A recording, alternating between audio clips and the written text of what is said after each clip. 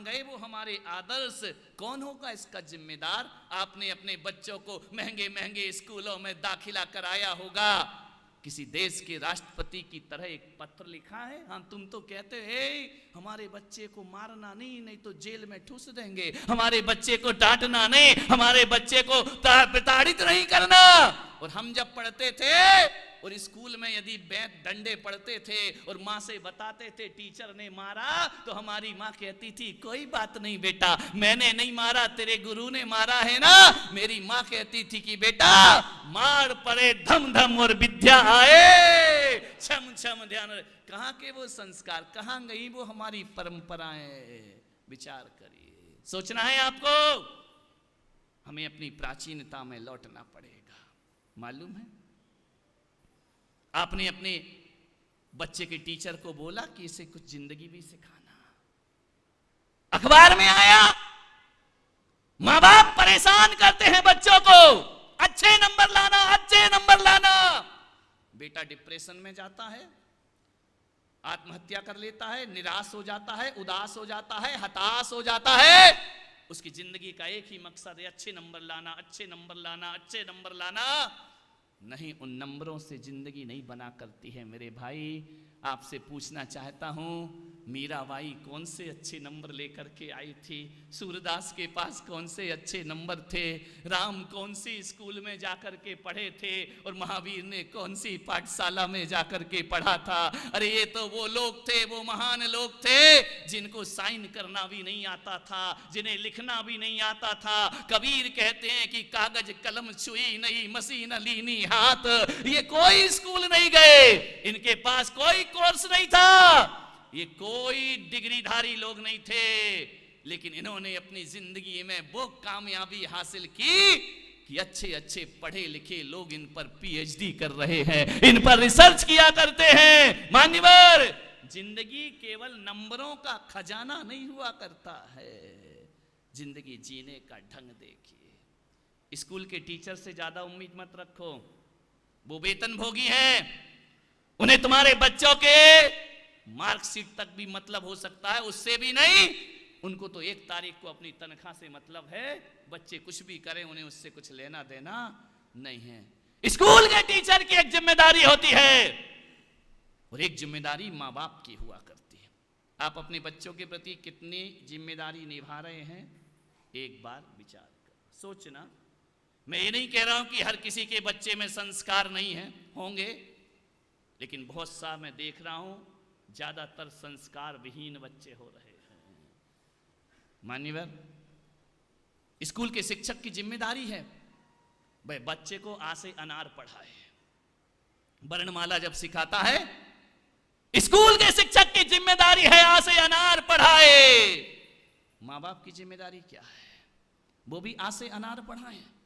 नहीं, स्कूल के शिक्षक की जिम्मेदारी है आ से अनार पढ़ाएं और माँ बाप की जिम्मेदारी है आ से अदब पढ़ाने का उन्हें प्रयास करिए। ध्यान रखना कि अदब क्या हुआ करती है, बड़ों की इज्जत क्या हुआ करती है। स्कूल का टीचर बा से बकरी पढ़ाएगा, लेकिन माँ बाप का फर्ज है कि बच्चे को बा से बहादुरी पढ़ाने का प्रयास करे। स्कूल का टीचर सा से सड़क पढ़ाएगा, माँ बाप की जिम्मेदारी है बच्चे को सा से सलीका सिखाएं। और स्कूल के टीचर की जिम्मेदारी है दा से दवात पढ़ाना, लेकिन तुम्हारी जिम्मेदारी है दा से दोस्ती निभाना और दोस्ती पढ़ाना।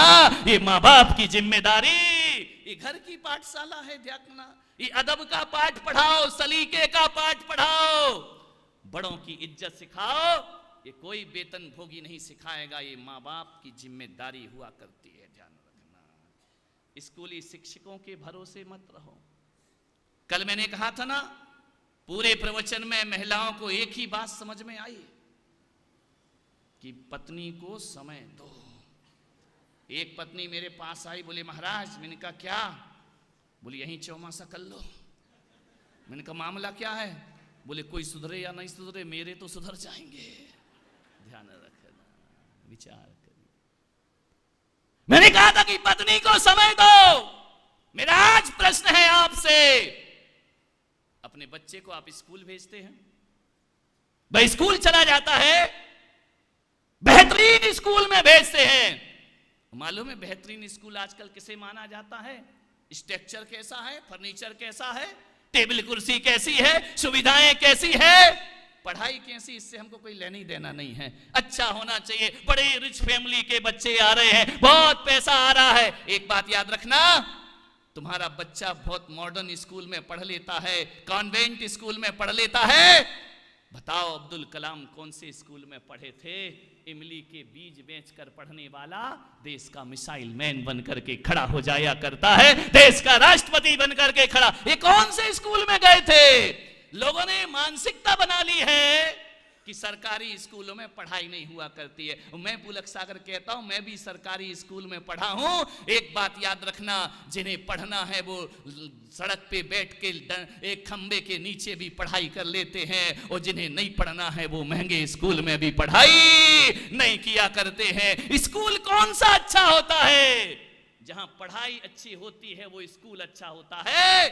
जहां भवन और फर्नीचर अच्छे होते हैं वो स्कूल अच्छा हो, इसकी कोई गारंटी नहीं। राम कहां पढ़े थे? आश्रम में जाकर के पढ़े थे। कृष्ण कहां पढ़े थे? संदीपनी मुनि के आश्रम में जाकर के पढ़े थे। ध्यान रखिए, एक बात याद रखना, ज्यादा सुविधाओं में पाया गया ज्ञान बुरे दिनों में खत्म हो जाया करता है, और जो ज्ञान परिश्रम और कठोरता से मिलता है, अरे बाप 14 वर्ष का वनवास भी दे दे तो राम मुस्कुराते हुए अपना जीवन गुजार दिया कर। तुम्हारी सुविधा भोगी, गाड़ी घर में लेने आ रही, घर से छोड़ने जा रही है, महंगी महंगी फीस दे रहे हो।